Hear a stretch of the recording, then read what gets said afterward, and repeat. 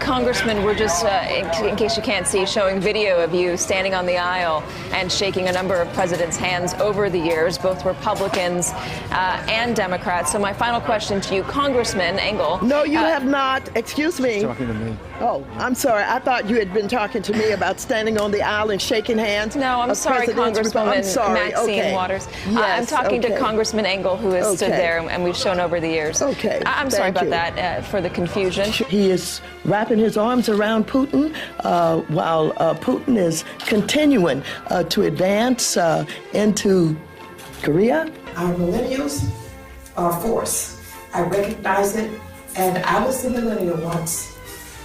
No longer, of course. I was the millennial once. I have not called for impeachment. You said I'm going to fight every day until he's impeached. That's what you tweeted. Yeah, but here's what I've said. My greatest desire is to lead him right into impeachment. Impeach 45. Impeach 45.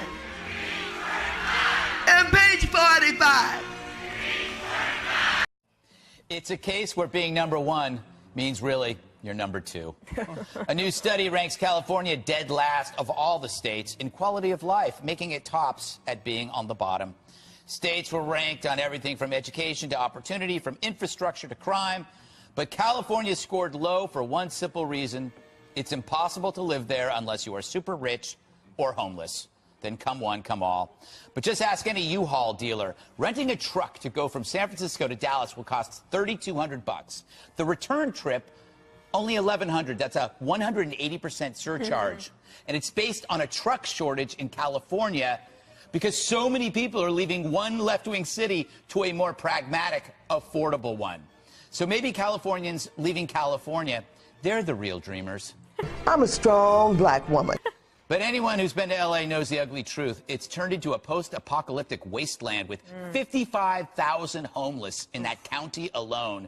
Massive encampments have enveloped Skid Row, under overpasses and streets nearby. SF isn't much better, spending millions last year on cleaning up human waste left on its streets by the homeless. It's odd. We're living in a time where Hollywood embraces dystopian fiction. They spend millions trying to recreate the look of life after nuclear war. I could save them some money. Just grab an iPhone and drive downtown. Sun, sand, surf, and people living on the streets. Well, sadly, that last one is becoming a hallmark of Southern California. New numbers show LA's homeless crisis is spiraling out of control. Well, Pat and Rick, L.A. is now considered the worst with homelessness. It now tops New York City. Take a look at the street below. It is lined with tents, and scenes like this are becoming more and more popular. This street is an informal border between shiny downtown LA and Skid Row. Behind me, in the shadow of the downtown skyline, stretch some 50 blocks with the largest concentration of homeless people in the entire country. With the largest concentration of homeless people in the entire country. For many, it's not just a place, it's a way of life and a last resort in the often unhumane underbelly of Los Angeles. This is a life in downtown LA.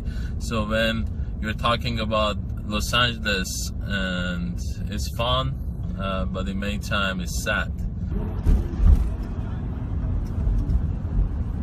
This is downtown LA. No, we got to do everything we can to stop it. Well, I've been listening to a lot of different people giving their opinion about crime increasing in Los Angeles. One of the views that I hear a lot is that there's been a lack in the black leadership, not just federally or statewide, but locally. Do you think there's any truth to the faltering black leadership locally here in Los Angeles? Well, I don't know what that means when it's a faltering black leadership. I mean, if one could be more specific, and if they could say leadership hasn't done enough to get appropriations for programs, they haven't done enough to support families, I don't quite know what that means. I think that African American leadership in particular is extremely responsible in the way that they fight for resources for the community.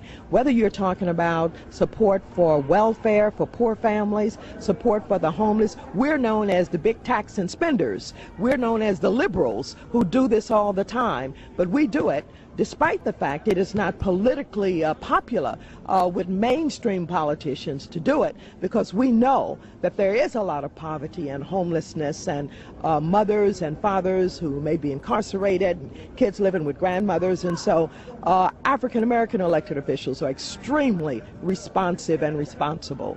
Okay. Well, I spoke to Chief Bratton about a week ago, and he said that 77th Division was the gang capital of the United States.